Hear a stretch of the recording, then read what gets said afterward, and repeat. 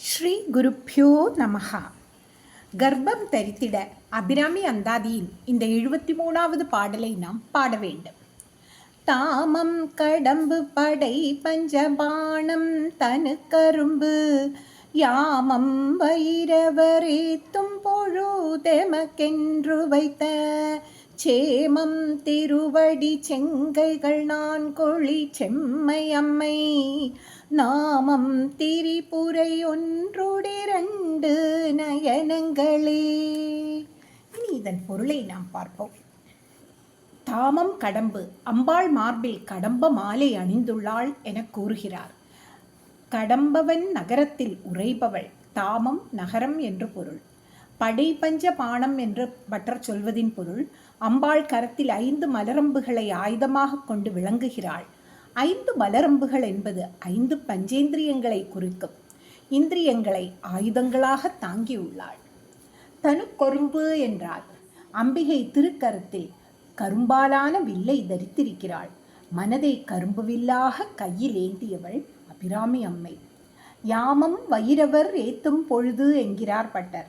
இதன் பொருள் வைரவர் என்றும் கூறுவர். பயத்தை பயப்படுத்துபவர். பைரவர், பை என்ற சொல்லுக்கு பலம் என்று பொருள். பலம் மிக பொருந்தியவள் என்று பொருள். பா என்றால் வரணம், சிருஷ்டி. ரா என்றால் ரமணம், ஸ்திதி. வா என்றால் வமனம், சம்ஹாரம்.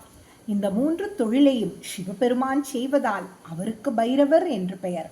இந்த பைரவர் அன்னையை பூஜிக்கும் நேரம் நடுநிசி என்கிறார். யாமம் நடுநிசி என்பது பொருள்.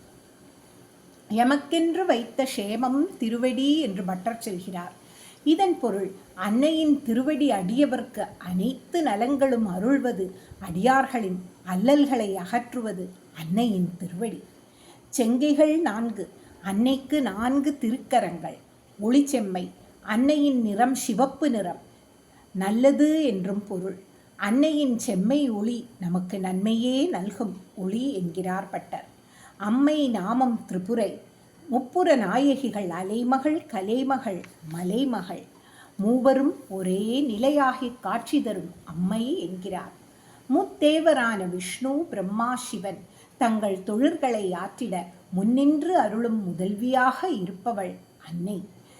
எந்த ஒன்றையும் உறுதிப்படுத்தி கூற 3 முறை சொல்வதுண்டு. ஆகவே அம்பாள் சத்திய வடிவானவள் என்கிறார் பட்டர். ஒன்றோடு 2 நயனங்களே என்று சொல்கிறார்.